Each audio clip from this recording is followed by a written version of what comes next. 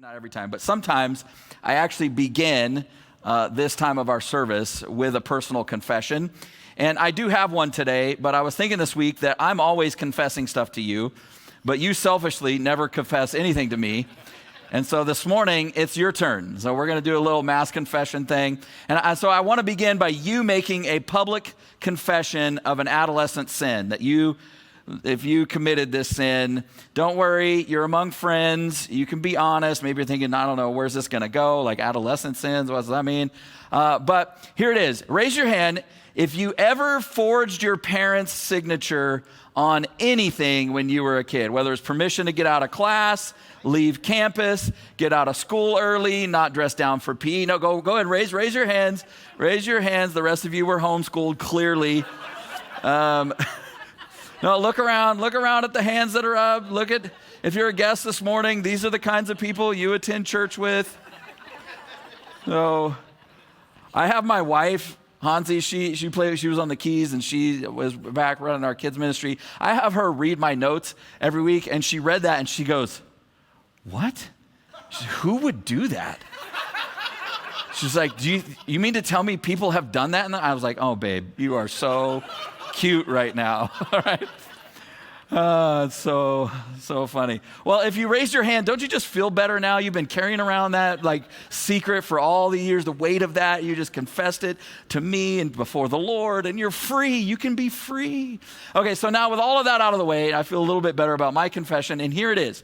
I try really, really hard not to do this, but preachers, and I'm just going to confess, not just for myself, but preachers and pastors in general, preachers have a habit of forging God's signature. We have a tendency to forge God's signature to promises that God never made.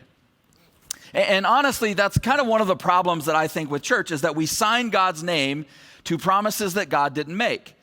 And so sometimes when we're in church, like you may have heard things like this, or maybe you've been in a situation where people say things like, right, if you do this, if you do these things, then here's what God will do for you, right? And your life will be great and everything will be great, right? And one of the reasons why we're tempted to do that, one of the reasons why pastors and preachers are tempted to do that, and I'm not blaming you in any way, but one of the reasons why we do that is because there's this overwhelming pressure, right, to sign God's name to promises he didn't make, because church people love that kind of stuff. And I include myself in that. Like we just do, right? There's this tremendous pressure to sort of put a bow on or a happily ever after on type thing on every ending or anything having to do with faith.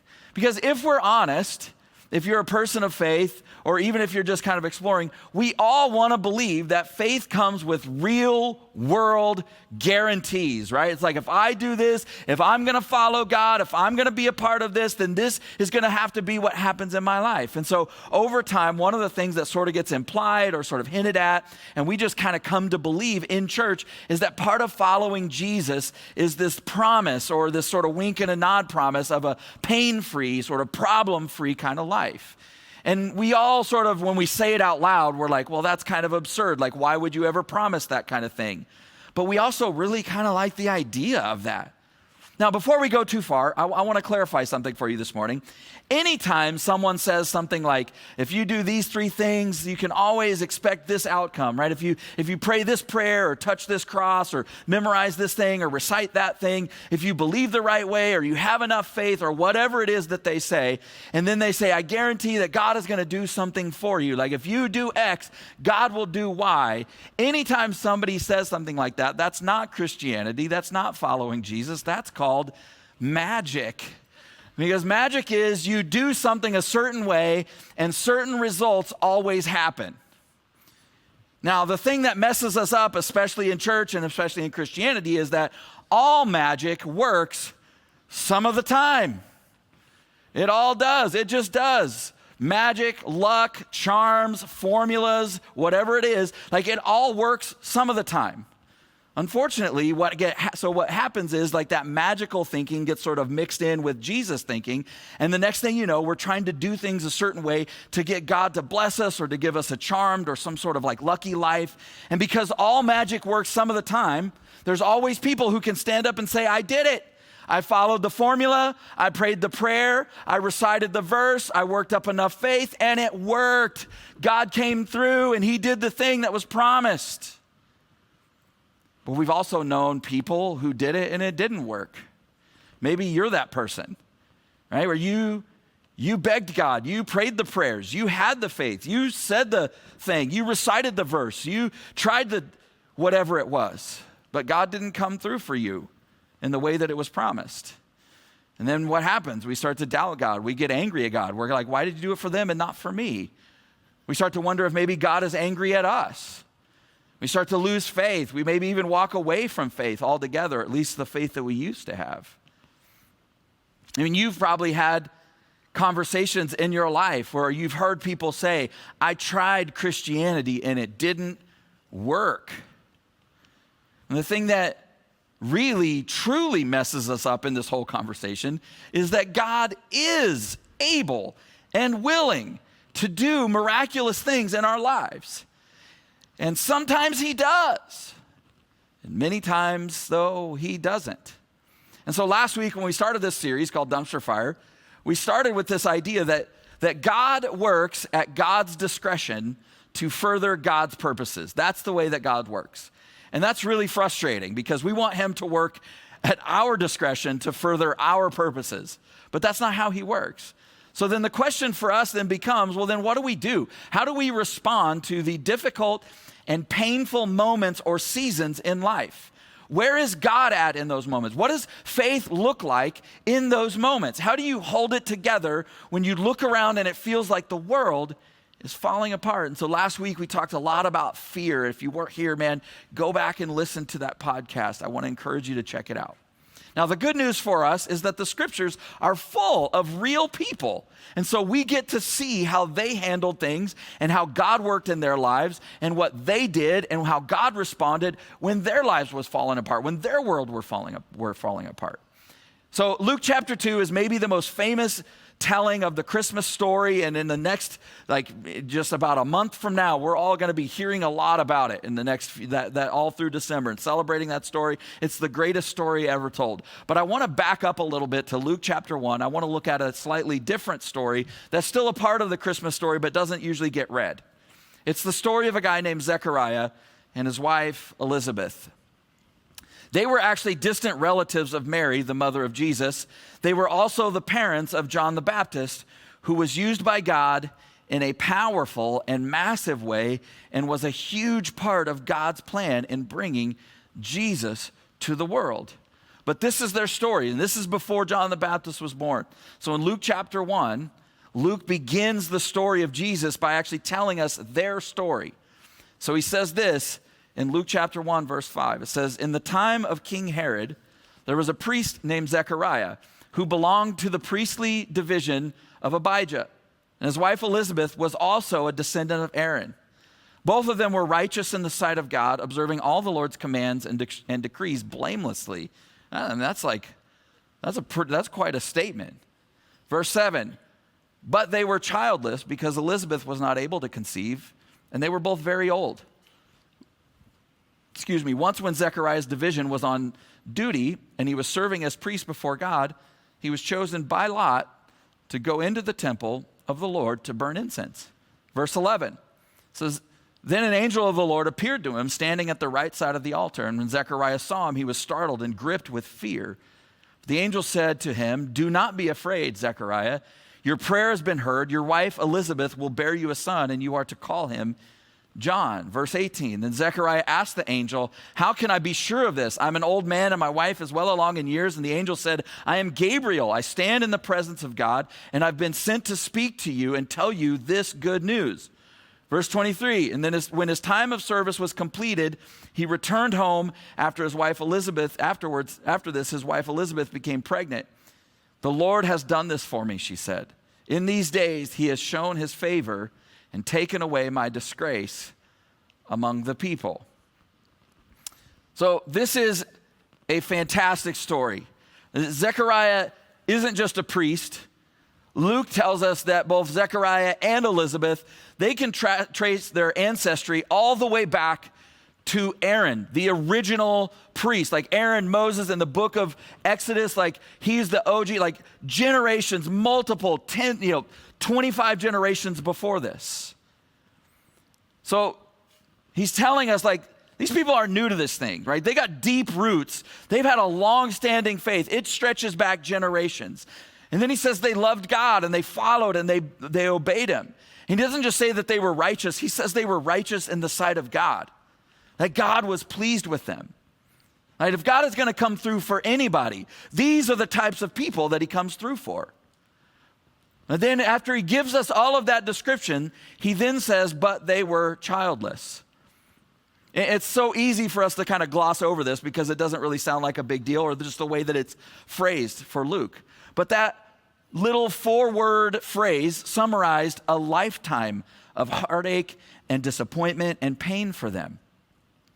Have you ever had somebody describe something that you went through that was traumatic or painful, and they just kind of described it in a very matter-of-fact way?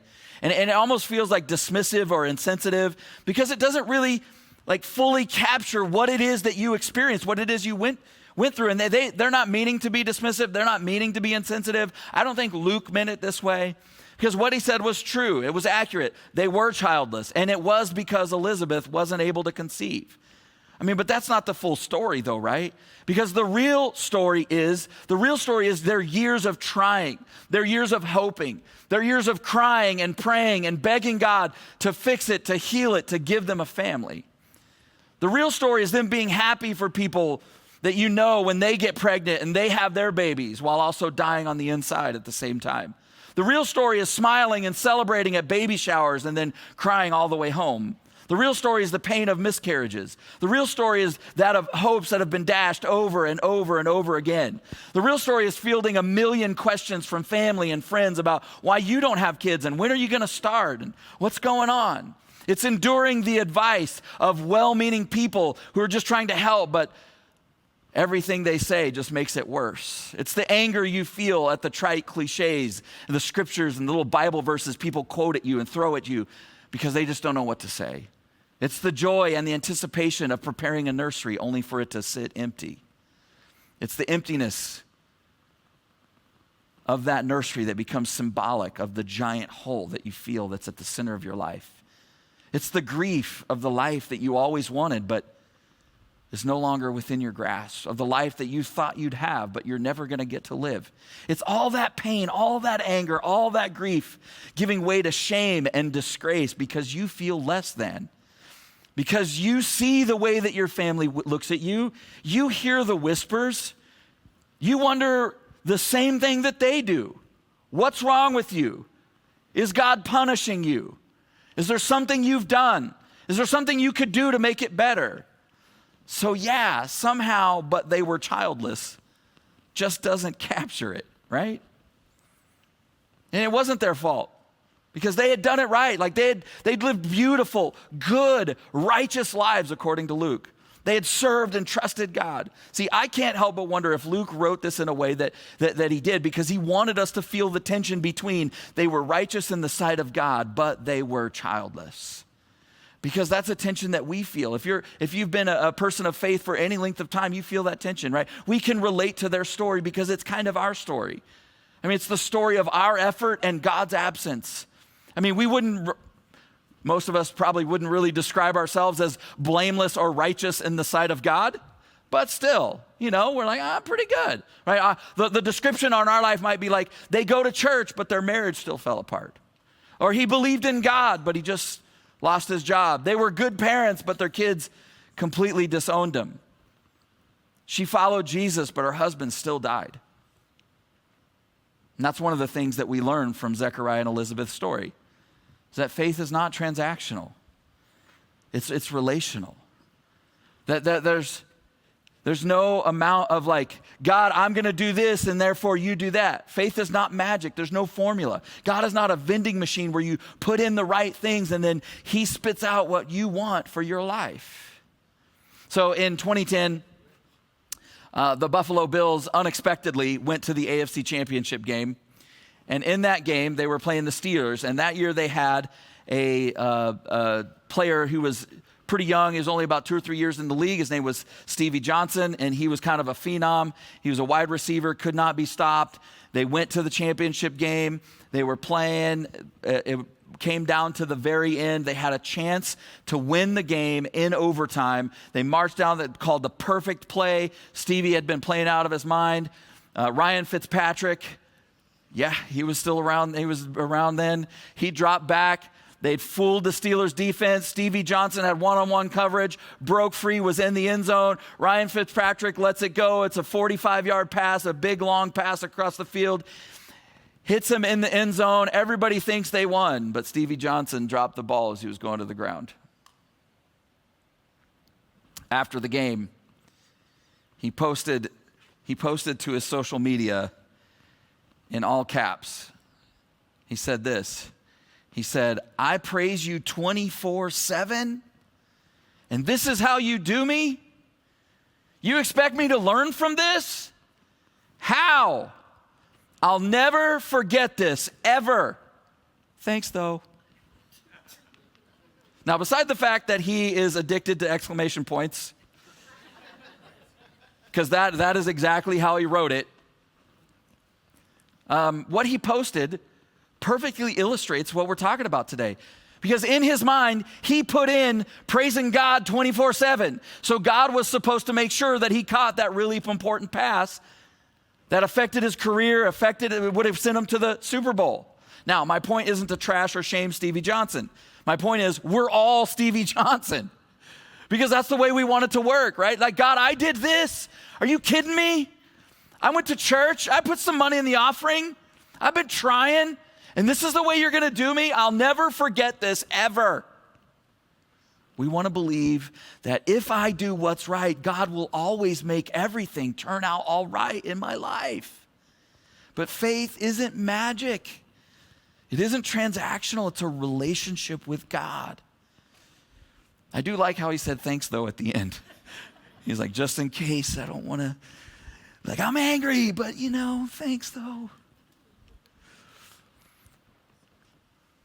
So in Luke chapter 1, it's Zechariah's turn to serve at the temple. And as he's serving, Gabriel appears to him and says, "Your prayer has been heard. God sees you. Elizabeth is going to get pregnant. You're going to have a son." Imagine how that landed for him. I mean, a lifetime of praying and asking God and trusting God. What started out as days turned into weeks, and then the weeks turned into months, and then the years, and they stretch on into decades. And you just finally decide, God, I guess it's just not going to happen. I guess this is just the way my life is going to go. And pretty soon you start thinking maybe God doesn't care, or maybe he's not even there. I don't know about you, but I'm regularly tempted to jump to conclusions about God based solely on my circumstances. Because we do that, right? We look around and we go, like, this can't possibly be what you want. So where are you? Are you asleep at the wheel? But what we see in this story, and what I want you to know is this, is that your circumstances are not an indicator of God's presence or God's absence. That he sees you, he hears you, he's with you, he's working on your behalf. Even when everything that you're going through seems to be proof to the exact opposite. I love Romans chapter 5, verses 3-5. The Apostle Paul, who knew a little something about dumpster fires, about tragedy and pain and the suffering of life.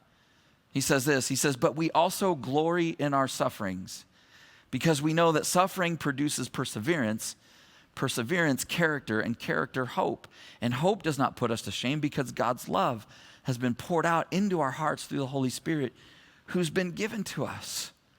And so my question for you this morning is it possible that the reason that God isn't doing the thing that you want him to do for you is because there's something that God is trying to do in you? Because that seems to be what Paul is saying in these verses. Because I can tell you that he definitely wants to do something through your life. He definitely wants to do something through you for the world around you. But oftentimes, the thing that he's wanting to do through our lives, we're not ready for. And so he begins to work in us and on us so that he can build perseverance and character so that you and I can bring hope to the world around us. Still, I can't help but feel like what a weird thing for Paul to say, that we glory in our sufferings. But the language that he uses there that gets translated as the English word glory is really interesting. Because what he's talking about is mindset. He's talking about our perception. He's talking, the connotation is that you keep your head up so you can keep your eyes up and maintain perspective. So you can actually stay focused on what's true and real so you don't get sidetracked by what's happening to you. He says, because if you can do that, you can deal with whatever life throws at you. Right? You can face life with a confidence. You can glory in suffering because God loves you, he's got you, and he's in control. See, I have bad news for you this morning. You're going to experience hardship and trouble and brokenness in life. You just are. But when life is a dumpster fire, like you don't have to freak out or lash out or check out or walk away. You can actually choose to glory. You can actually choose to see with the eyes of faith. You can know that God is producing perseverance and character and ultimately hope in your life. See, if Paul's right, the circumstances that can break your hope are the same circumstances that can actually build it. If we respond to what is coming in our lives, right, the moment where we lose faith, the moment that can break us down and break our hope, Paul's going, if you can actually learn to step into that and face that, knowing that God is on your side, that can actually begin to build hope in your life. It's up to us which one it is. And we can choose to put our hope in him. And Paul says that that's the only kind of hope that won't let us down or put us to shame. The truth is, when I look at my life, every time I've been disappointed with God for not coming through for me, it was because my hope wasn't in him, it was in something else. And I was mad at him because that other thing was letting me down and he wouldn't fix it. So I love Zechariah's response to the angel that says, your wife's going to be pregnant and have a baby. And he says, how can I be sure of this? I am an old man and my wife is well along in years. See, that's a smart man who's been married a long time. Right? Because he's like, I'm an old man. My wife isn't an old woman, but she is, well, how can I put it? Well along in years. I'm old. She's just past her prime. But what is he doing? Right? He's doing what we do. Even when we don't doubt the power or the intention of God for us, we question his timing. Because Zechariah is basically going, cool, Gabriel, that's great, man. It's too little too late, bro. I know God can do anything, but I'm telling you, that ship has sailed. And then he gave a little Stevie Johnson at the end. Thanks, though. Hebrews chapter 11 is a chapter in the Bible that's all about faith, and it retells some of the incredible stories of faith of the people of God. And some of those stories are of people that you heard of, people like Abraham and Moses and Joseph and David, and others of them are maybe people of stories of people that you haven't heard of, like Jephthah or Barak. And it tells all of these amazing things that so many of them did by faith. Things like shutting the mouths of lions and raising the dead. And it says that they administered justice and they brought peace. And this is my favorite. It says that they had their weakness turned to strength. Wouldn't that be nice? Because that's the kind of life that we all want, right? That's the kind of faith that we want. Powerful, miraculous faith. It's obvious that God is with us kind of faith. But then there's a second part. There's kind of a second half in Hebrews 11 where it lists out a whole bunch of terrible things that happened to some of the other people. Painful things, tragic things, horrifying things, dumpster fire things. Here's the weird thing though. Is it lists all those things in the same list as all those other incredible things. It lists those moments of suffering as acts of faith and courage right along with all the other acts of faith and courage. So it lists things like being tortured, abandoned, imprisoned, flogged, being destitute, persecuted, killed. Or in the case of Zechariah and Elizabeth, infertile, heartbroken, disgraced, ashamed. But look at what the writer says in Hebrews 11, verse 39. He says, these were all of these people. The miraculous stuff and the horrific stuff. All of these people were commended for their faith, yet none of them received what had been promised. Since God had planned something better. Whew. Have you ever had a moment where you could look back at a time of pain and disappointment or brokenness or things didn't work out how you thought, but because time had passed, you could see that God actually had planned something better? And that's kind of the story of my family, because we were infertile. We wanted desperately to have kids, and we couldn't. And we went down the road of infertility treatments and artificial inseminations and a couple of in vitros, and none of it worked for us. And it was the worst kind of emotional roller coaster ever. But I can tell you, as a dad with 2 adult children and 2 still in my, like, God had planned something better. See, for every plan that's derailed, every hardship endured, every hope lost, every promise unfulfilled, God's got something better planned. And honestly, in the story of Zechariah and Elizabeth, we get to see that play out. I mean, think about it. Think about this for just a second. Think about the whole timing thing. If Zechariah and Elizabeth had had a child during the normal stage and age of life, little John the Baptist is born decades before this moment. And he grows up, and he's an older man by the time that Mary gets pregnant and Jesus is born, which means that he misses growing up at the same time as Jesus. He certainly doesn't get to see and know Jesus like he did. Maybe because of the difference in that timing, he gets a profession. Instead of John the Baptist, he's John the bricklayer. And he has a family, and he lives a good life, which is what his parents probably wanted for him. And obviously that would be great, and there's nothing wrong with that. But God had something better planned. Because if all of that happened, if he's born years before when he was supposed to be born, he misses out on the very reason for which he was born. And that was to be the one who would go before the Son of God to prepare the way for God's Son to come into the world. See, I don't know what God has planned for you, but I do know this: it's better than what you got planned. See, Zechariah and Elizabeth's story is a beautiful and amazing story of God's faithfulness. And I want you to see that, and I want you to find hope in that. But here's the thing: the takeaway isn't that they eventually got what they wanted. That is not the takeaway. The takeaway is that God had something better planned. And they didn't know it until it actually happened. They went decades and decades and decades.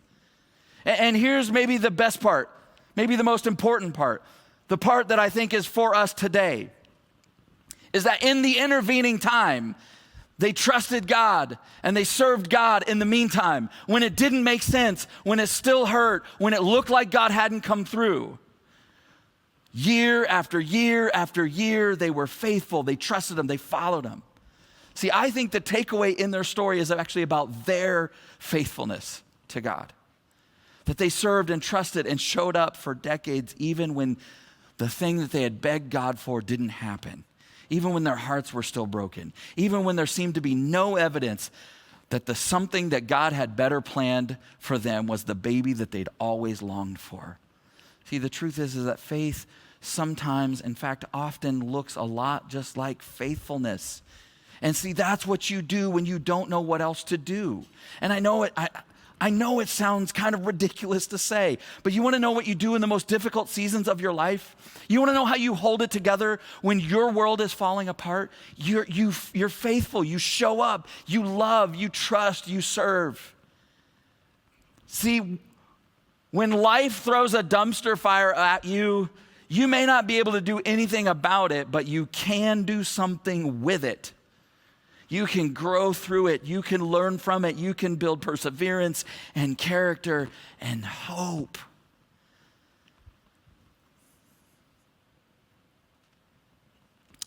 Hope that is unshakable, unbreakable.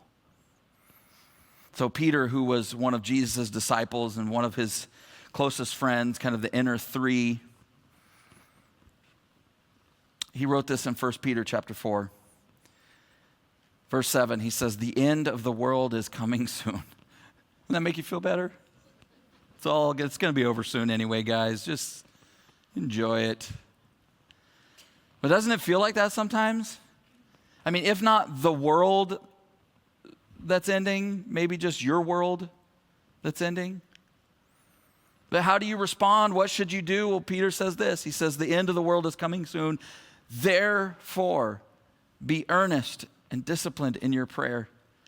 Most important of all, continue to show deep love for each other, for love covers a multitude of sins. Cheerfully share your home with those who need a meal or a place to stay. So he's going, look, the world is ending. Is your world crashing down? Is everything in your life on fire? Okay. Welcome to life. Don't be afraid. Don't freak out. Don't check out of your faith. Double down. Be even more persistent and disciplined in your relationship with God. Talk to and trust Him. Most importantly of all, he says, love people deeply. And the implication that he's given us is like, when life gets hard, man, you love harder. That's when it's needed the most. Love like your life depends on it. Love like the world depends on it. He's going, life has a way of toughening you up, but don't let the harsh realities of life harden your heart. Love because love covers over and makes up for practically anything.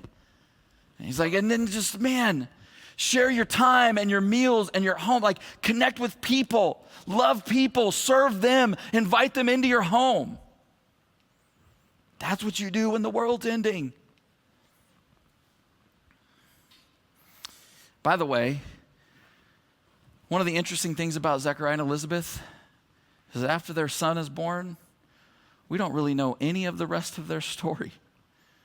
They vanish from the pages of Scripture and into history, which I think is really actually telling.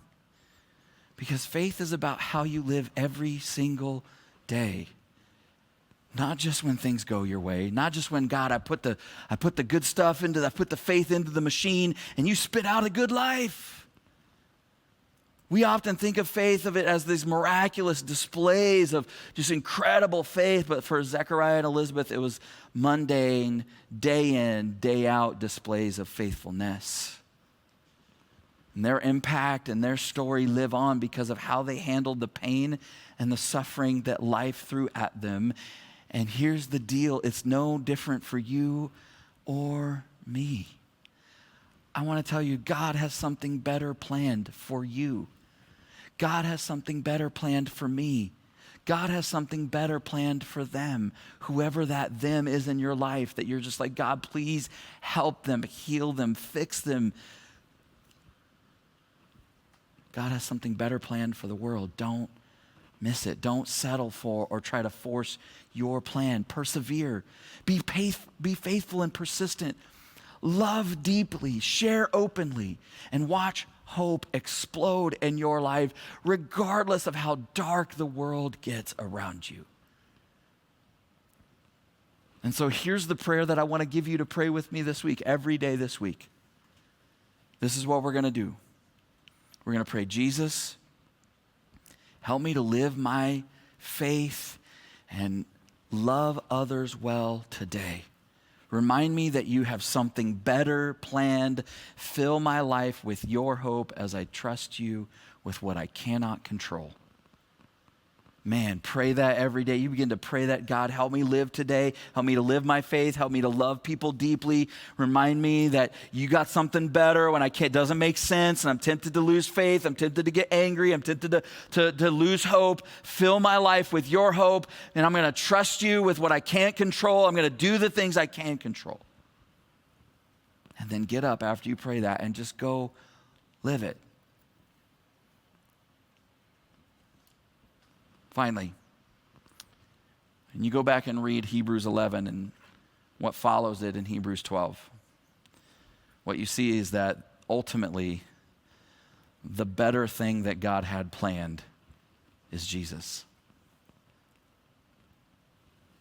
That Jesus stepping into the world, and we talked about this last week, how the people who went through incredible hardship and God didn't come through for them, that they didn't go, I guess God doesn't do anything.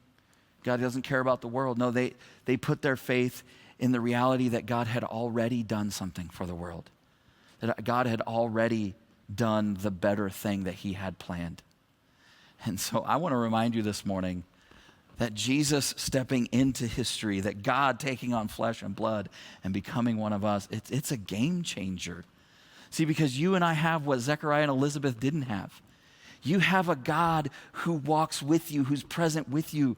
If you're a follower of a Jesus, the scriptures tell us that you have a God that he's not just with you, he's inside of you. They didn't have any of those things. The better thing that God has planned has already been given to you. The question is, are you going to embrace it? Are you going to live into it? Are you going to grab onto it?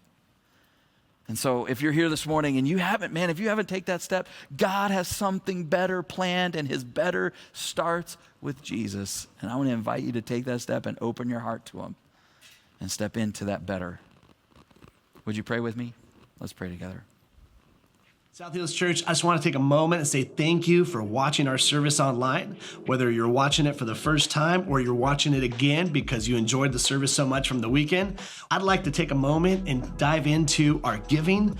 Every week we give people the opportunity to give back and give to the local church so that God can continue to bless your lives and bless your finances. Here at South Hills, we believe that everything comes from God. We believe that he's the one that chose us and brought us into this world, gave us our gifts and talents and abilities. And I just want you to know that when we give, we are giving back what God has already given to us. If you've ever seen any of our envelopes at a South Hills campus, you'll see on there that it says, every week at South Hills, your generosity is giving people the opportunity to live a better story. And there's a scripture on there in Matthew chapter 6, verse 21 that says, where your treasure is, there your heart will be also. So I want to encourage you today to click down below and set up your giving, whether it's for the first time or whether you're doing reoccurring giving. We have 4 ways to give here at South Hills. 1, you can do it in person at any of our campuses through an envelope. Or 2, you can actually text any amount that you would like to 84321. And the 3rd way is to download our Church Center app.